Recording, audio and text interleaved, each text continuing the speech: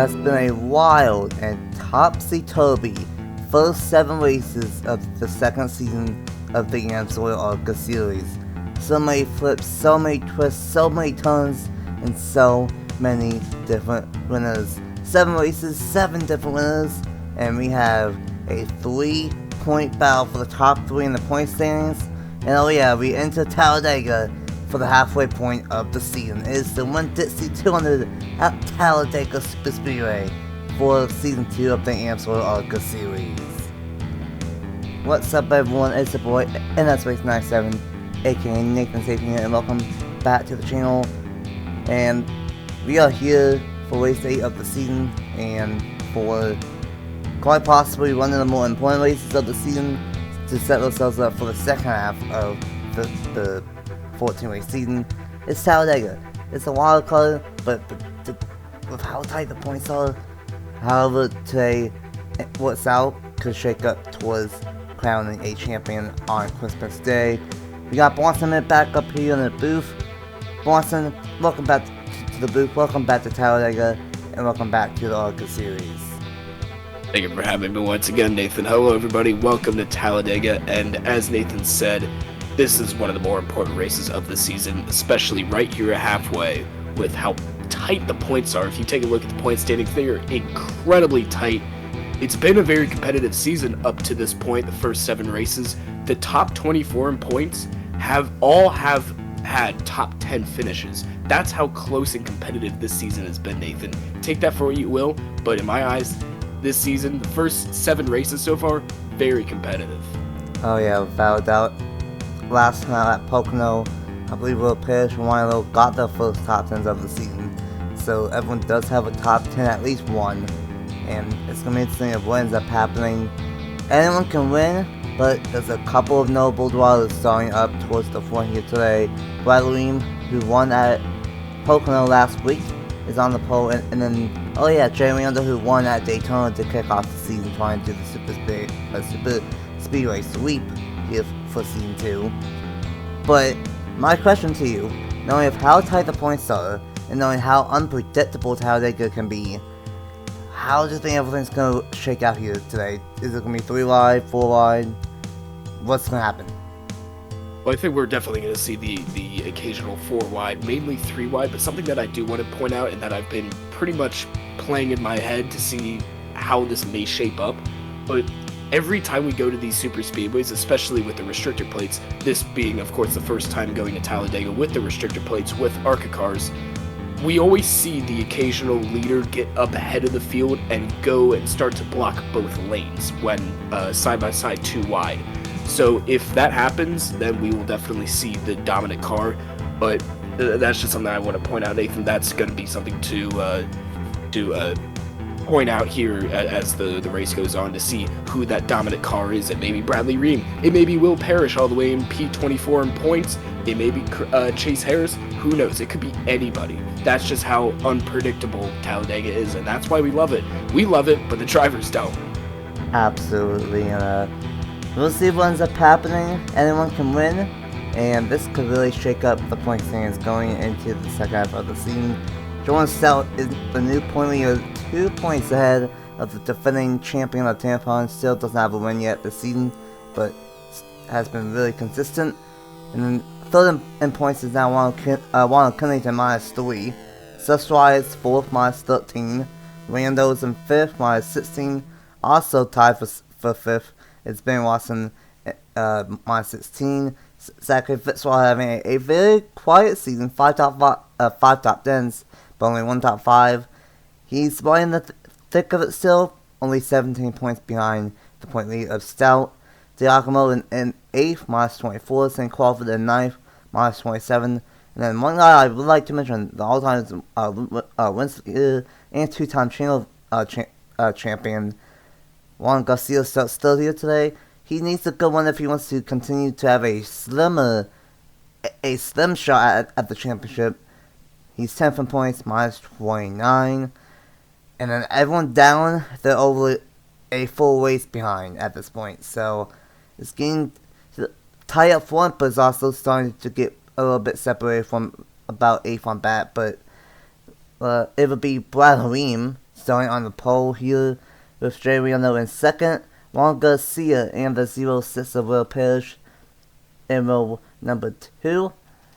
In row number 3, we got Carlos and Bruno Giacomo. In row number 4 is Nicholas Samdio and the number 10 of Ryan Lowe.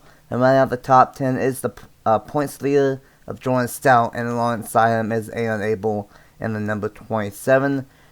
And in theory, anyone can win here at Talladega. Anyone has a realistic shot at getting the race win here today. And Bronson, I'm going to give you the hard task. Who do you think will win race 8 of the season? And on a normal race, on a normal basis, it's already hard enough to pick the winner. But here at Talladega, oh. So I've gone through the list, okay? And I think driver in P18 in points, Izumi Takashi, 1 win so far this season, 2 top 5s and 2 top 10s. He is currently the lowest scoring driver in points with a win so far. Actually, no, never mind, that's Bradley Ream. But still, my point stands. Those 2 drivers, very low in points. Bradley Ream, of course, got that win at Pocono. Very beneficial to him. Of course, it's not going to do very much to him in the long run. But Takumi Takashi, starting, was all the way in the back row? Is that what I saw? Yep, that last. He lapped. Oh my goodness. So yes, I think Takashi, rather, is going to go from last to first here at Talladega. One more thing that I want to point out as we're almost entering turn 3. Watch out for these drivers at the exit of the trioval to go 4 wide. It's not rare, but it's not common as well. It happens occasionally, and every time they go 4 wide out of the trioval going into turn 1, it never works out. Other than that, Nathan, we might see some 3 wide here at Talladega, but it's going to be interesting to see how the restrictor plates play here on the ARCA cars. It's always a treat to be back here at Talladega, and Nathan, about to take it off at turn 4. Take it away, Nathan. Here we go. It's been a crazy first half of the season. 7 races, 7 different winners, but the streak continue here today in the second half of the season. It will be Ream and Jay Randall on the front row. We still have to go through this trial with the key thing about Talladega that's different than Daytona. The start finish line is past the trial limit, and we've seen it here before. Some last second moves have been made for the race win. Bradley Jay Randall will lead us to the green for the Winn-Dixie 200, and we are racing for the second half of the second season of the Amsoil ARCA Series.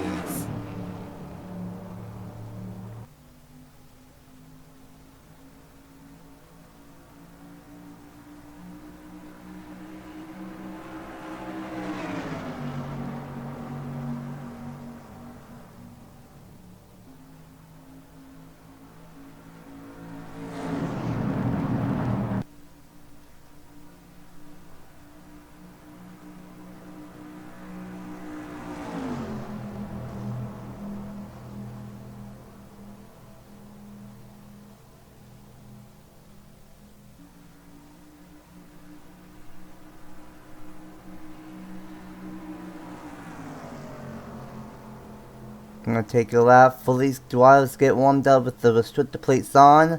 But it looks like it will be Bradley getting a bonus point towards the championship. And Sam Dio is going to be side by side for second between himself and Carlos. And it will be Ream, Sam Dio, and Rose, top 3 now. Garcia in the 3rd position. And it's going to be a interesting race. 20 laps. And it's going to take about 20 minutes to get around this racetrack for the entire race with the restrictor plates, but right now Ream doing a good job. But here comes Mr. Edge. There is Samadillo taking a look to the inside. Is Ream going to have enough length to get in front of him? It does not look like that. We already have 3 wide here in the mid-pack, and now it is Samadillo to the inside of Bradley Ream in that number 18 TRD Mobile 1 Toyota.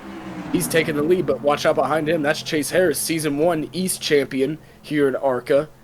He's going to try and go to the bottom, but Samadillo blocks it off. 3 wide for P2 there, as well as P4 behind this gaggle of cars. That's very interesting to see how that's going to play out, but the 25 now of Zane Crawford is going to inherit the inside bottom lane. Something I want to point out, I think it was lap 2, it was the 30 of Jay Rando. He had the opportunity to go to the bottom, but he didn't take it. That obviously did not pay out, as you don't even see him anywhere. He has fallen to all the way. You see him there in the middle, the last car in the middle lane, but now it's the 8 of Tanner Parton.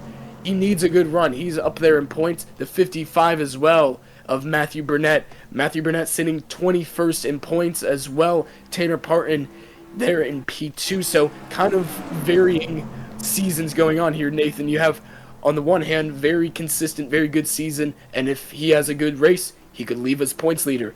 But there you have Burnett just riding around trying to collect as many points, kind of doing this for fun. But now we are on lap number 4 rather, here at Talladega. Tanner Parton almost got a bonus point right there, but got stolen from Burnett. He still has the point lead as it stands with the 73 of Stout in the back, but that could have been important. He is a driver that could be a sleeper here today, and that's Benny Watson. Only 16 points behind, can't really take the... Oh no, Burnett just had a problem. Slowing in the middle of the pack, he just had a tire go down in the middle of the field. How unlucky is that, Nathan? Oh, and I think he just blew up. Wow. A double whammy. Yup. Wow, a double whammy, and is he going to stop on the track? Is that going to bring out a caution, Nathan? I believe this pack has gotten completely split up. Oh my goodness. Literally back to back. First the tire, and then the engine exploded. I've never seen that before on for a series or just a simulation series on the side. I've never seen a double whammy like that. Tough boy for Burnett. Not been a season that he's wanted. And now that changes everything in this pack. Watson out front of a big lead at Talladega. Sustry, Fitzwater, and Abel all closing in behind him. And then you got the 15, the 3, the 10, 69, 30, 73 all working together. We have multiple passes here at Talladega, and now we are in a scenario where most likely we will not have a caution here in this race, and this is huge for the point situation, because Watson could deal with a massive points gap or a massive points gain on the top 2 in points, and Jay Reno just had a problem. He just had a tire go down. There's got to be something on the track, Nathan. That's 2 tires in a matter of laps here at Talladega. Wow, that's it's happened to Jay Rando and Burnett. That is unbelievable. Never seen that happen, Nathan. And we've been doing this for a little bit. You've been doing this a lot longer than I have. I've been doing this for a little bit. I've never seen anything like that. Back-to-back laps. That's unbelievable. Talladega, the wicked track here for an and it definitely turned wicked here. As now it's going to be very interesting on how fast the second pack catches up to them. And even that third pack to the second pack. It's about a 4-second difference from Ron Kennington to the back of Kyle Sustry. Luckily for them, that happened early on, where they have time to maybe catch up. But now we're going to see a very unique Superspeedway race where we got several packs. And look at Diakmo, that's sadly... Never mind, that's not what they need to do. Was pushing Kennington, but decided to go for that position for himself, and now we are gonna have to see what ends up happening. As it stands, that is exactly what Jordan Stout wanted. He's currently in the 9th position. While Kennington is right in front of him, though, so he could leave you as a point lead. But Tanner Parton is in this third pack, trying to catch up to the second pack. Very unique stuff here at Talladega.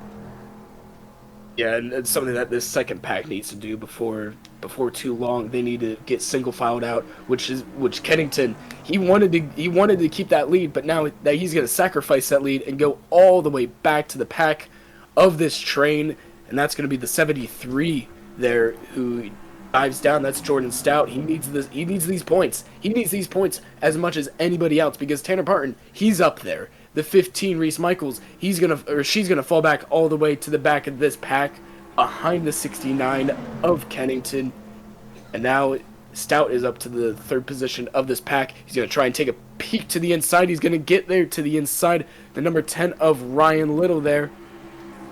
And now Little is probably going to be the sitting duck there. Oh, Kennington's going to go to the outside. No, Kennington's going to try and get back to the inside, but it's going to be too late because Reese Michael is already there to the scene.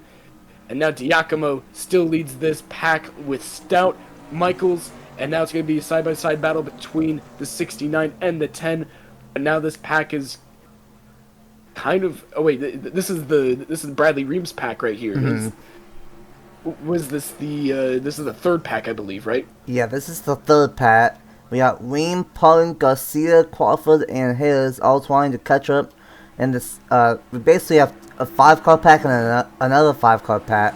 But I think this 5-car pack is catching that first one. And if they can, and do it at a fast enough rate, maybe they can catch up with the top 4 and have 10 cars versus 4. But right now, it's looking really good for Watson, Fitzwater, April, and Sustride to battle it amongst themselves. And this is definitely weird to say the least. We've had it happen before, but not this severe here at Talladega. It's a 5-second lead for the top 4. And Williams' pack is definitely closing in, so it's going to be 10 versus 4.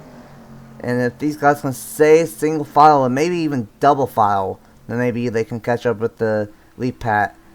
But we still have 10 laps to go. We'll see what happens. Just like that, 10 laps is gone, Nathan. But something I want to point out, the top 2 in this race, Benny Watson and Zachary Fitzwater, sit 6th and 7th in the point standings. So I just thought that was a helpful tidbit there. But Giacomo, the leader of this pack for such a long time, he's going to get sent to the back.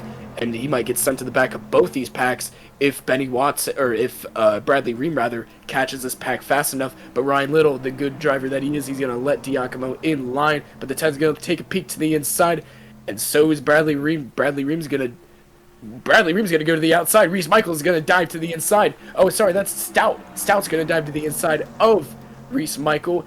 And now Ream is going to get stuck up 3 wide there in turn 3. The 8 car of Tanner Parton. Big points. He needs to get past Stout as fast as he can. And now the leader of this pack for such a long time as well, Bradley Ream, he's going to get pretty much sent to the back of this pack. But it's all being commanded by that driver, the number 69. The man in P number 3 in points. This is a big points battle in this one pack, Nathan. But that man in the 69, Ronald Kennington, leading this pack into turn number 1. Absolutely. We have the top 3 in points all in the second pack. And then you got Sustride, Watson, and Fitzwater all in that first pack. The Giacomo 7th in points. He's also up here.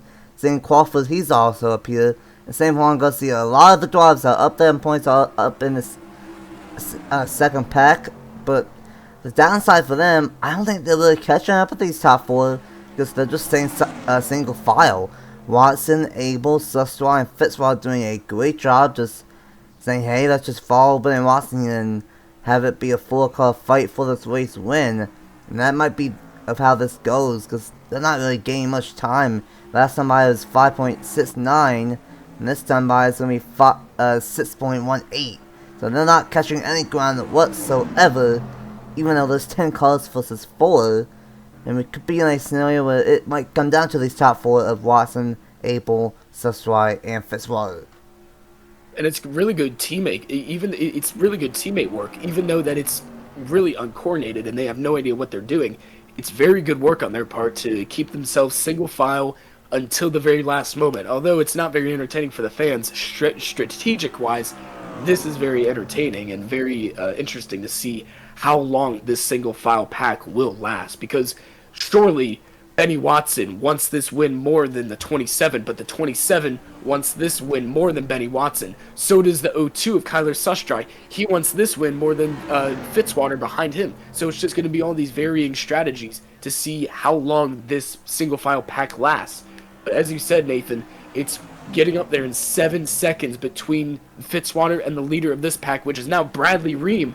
He just caught his way up to the lead of this pack. Kennington takes a peek to the inside. Michaels is going to go with him, but it's all going to stall out as now we are seeing the scenario that I talked about pre-race of the leader of a pack blocking both lanes.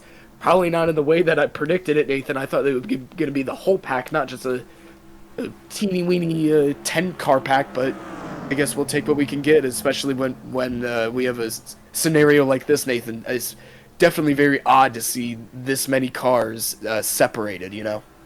Absolutely, and would like to mention Suswai trying to get his second win, and if he does win, that will be our first multiple time win of the season, and I do believe something happened to the 35 as well of Juan Durrani. There's something in the chat of a engine might have been a cylinder gone bad, because the 35 is going to go back out, so that is 2 engines, 2 tires for 3 drivers here today, and we see it sometimes here at Talladega, and unfortunately it's caused a massive split in the pack.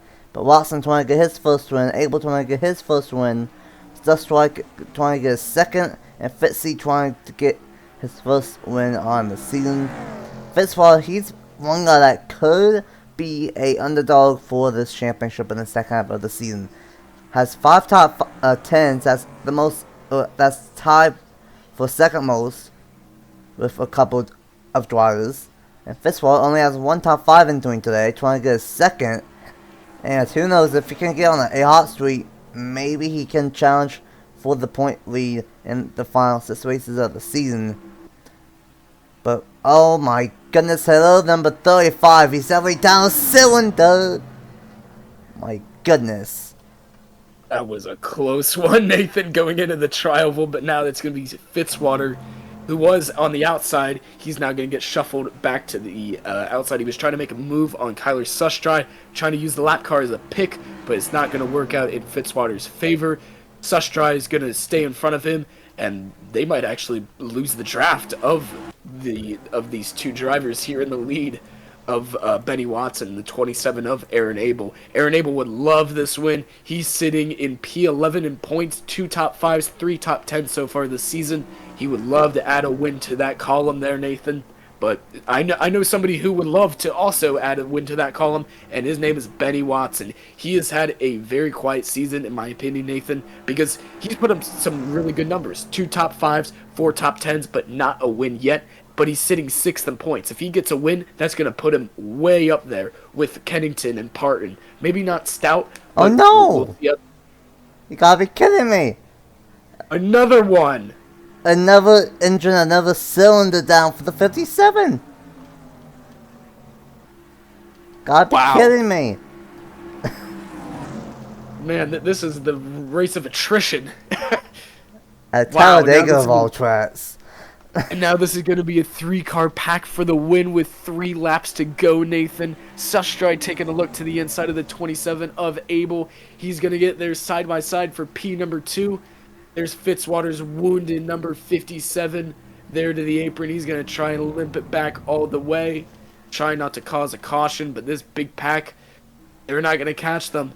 As it's last time we checked on them, it's extended to a second more lead. Sustry's gotten around Abel, and now Sustry's going to try and get around this number 97 with 2 laps to go. And with these 2 creating a draft, Benny Watson's going to be a sitting duck on the backstretch. Nathan, it's going to be very interesting to see with a lap and a half to go. Watson has had the best color all day, I feel like, but he can't be doing that. Abel trying to get side by side with the CO2 of Sustry. Cannot be doing that if you want to have a shot at this race win. 2 colors in theory should be able to get the job done, but not if they stay side by side like this. Don't think we will catch up to Rando in time. It might be close, but a interesting race here at Talladega. Definitely gonna shake up the points a little bit. It will be the white flag for Benny Watson and the number 97 Abel with a draft.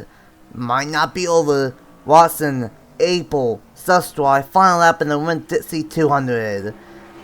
Final time into turn number 1. Aaron Abel's going to try to do everything he can with the help from Sustry behind. Abel's going to get all the way to that back bumper of Benny Watson. Is he going to make the move going down the backstretch? He has one more opportunity, and this is it. Aaron Abel, he's going to take a peek to the inside. He's there. If Sustry goes with him, it's almost over for Benny Watson. But Aaron Abel's not going to have the run, going in at turn number 3. Watson puts the block, and Abel goes back behind the bumper of the 97. And now it's going to be Benny Watson leading this 3-car train all the way to the win, Nathan. Watson just has the fastest car of the day, and that's going to do it. Benny Watson always up there on the wins, and he's going to get another one. Benny Watson will win the Winn-Dixie 200 in a strange Talladega race for the Amsoil ARCA Series. A win is a win, and that 97 car had the aerodynamics, had the chassis, had the engine, all in his favor. Made all the points, even though there's not a rain series, but still, that car was lights out. Great job from CR7 Motorsports, and Benny Watson. Didn't matter with all of the mechanical issues and tire issues, this was the best car all day long. And he gets his first win on the season, the 8th different winner in 8 races. And Watson, all of a sudden, we might have to talk about him as a potential championship favorite going into the final 6 races of the season. Gonna gain some points on Jordan Stout, Tanner Pullen, Ron Kennington. Not much on Suswai. Definitely a lot on Jay Wynn, though. Man, it's gonna be very tight for this championship. But a very strange race. Burnett had a tire and it blew up in the process. He was out. Randall had a tire go down, I believe, or a cylinder. I think it was a cylinder. And then, no, that was a tire for Randall. I'm getting mixed up. He couldn't make it back to pit road. 6 laps down. Fitzwater had a camshaft late. Dwani had a cylinder go down. 5 different things happened to 4 drivers, and that's what split up the pack massively. And we don't see that extent here at Talladega. We've seen maybe 1 or 2 mechanical issues in one race, not 5 in a 20 lap sprint. So, really odd to see Watson with the win, Abel and Suswai the top 3. It was nice to see Watson and Abel battle out there. Those two are, I want to say, top 5, top 10 at least with wins on the channel. So, some winning drivers battle for the win there. And then Suswai almost got win number 2, but 8 different wins in 8 races. Reese Michaels in 4th, Hills in 5th, Crawford in 6th, Kennington, Pelton, Garcia and William the top 10. The 7-3 Jordan Stout actually didn't get a top 10, he got 11th here. And I don't think any of them got a bonus point. It might be close, but I think it might be either Stout or... No, I think it's going to be Pelton or Kennington being the point leader by maybe a point. We'll just have to wait and see. Stout, Diacomo, Lil, Gutierrez, Mendoza, Page, Samadeo, Haas, Takashi, and Rose the top 20. And then Dwayne, Vitsi, Rando, and Burnett had issues here today. A very strange one. That race came a week after Halloween. But that was definitely a spooky and weird race to say the least. What do you make of it here at Talladega? I just want to start off by saying that how unfortunate that was for Fitzwater. I know he's going to be very upset about that result, but honestly, he did what he needed to. He stayed within that 4-car pack all the way to the end of his race, and when his engine expired, he fought all the way. He did all he could, and that's all you could ask for, especially from Fitzwater. I know he definitely wanted a good result to keep his championship alive here in the halfway point. He's currently 17 points back from Jordan Stout, or whoever will be the points leader, but I don't know. Going to Benny Watson and congratulating him and giving him his flowers for this win. Whenever this incident happened, whether it was lap 6 or 7, I don't think Benny Watson conceded the lead once, which is very impressive. Just a very lights-out walk-off win for Watson. Very strange here at Talladega. We definitely do not see... This is a very rare exception here at Talladega. Usually we see some pretty exciting finishes, but we kind of knew who was going to win here at the halfway point of the season, of the race. Excuse me for that voice crack. Yeah, that was definitely wild, to say the least. Normally don't see that, but here's how the point standings will shake up going into Charlotte next week for race 9 of the season. And would you believe me, got even tired here. Oh boy, here we go. Ron Killington and Tampon are tied for the points lead with 136 points. Jordan Stout is in third, 1 point behind. Fourth, Ben Watson, 5 points behind. And then Kyle Sostroy in fifth, 6 points behind. Wow. And then sits on bet, they kind of need some help. And Abel, minus 22. Still not outside of the top, outside of the 26 point threshold, but definitely needs a good one at Charlotte. Same qualifier minus 23, Harris minus 25, Giacomo minus 26, and then running out of the top 10 is Juan Garcia minus 28. So this season, it's just even getting more competitive by the minute, and the fact that the top 5. Now the top 5 are separated by 6 points going into one of the craziest mile halves on the channel of Charlotte Motor Speedway. How do you think that's going to shake out with Killington, Pelton, Stout, Watson, and Ancestry? Going into Charlotte, as you said, that's going to be very competitive, as we've seen, as I've commentated in the past. The Coke 600 was very competitive. I know different cars, different drivers, but just all in all, it was a very competitive race, and I can't think of a reason why the ARCA drivers wouldn't want to race any differently, especially with how tight things are within the top 4. It's just, we're going to see some racing here from now here at Talladega to Charlotte to the end of the season.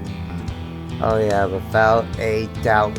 Only 6 races remain: Charlotte, Devil's Bowl, IRP, Chicago Grand Toledo, and oh yeah, the season finale at New Smyrna on Christmas night is going to be fun. And if the first 8 races are anything of what we've seen, it's not going to be over until the season ends at New Smyrna. It's not going to be like last year where it was clinched 1 race early with Tampa. I don't think that's going to happen this year, and we just have to wait and see what ends up happening next week at Charlotte. Thanks for watching, for joining me up here in the booth, and until the JX 150 for race 9 at Charlotte next week, and I believe the E-Series at North Wolfboro next week as well.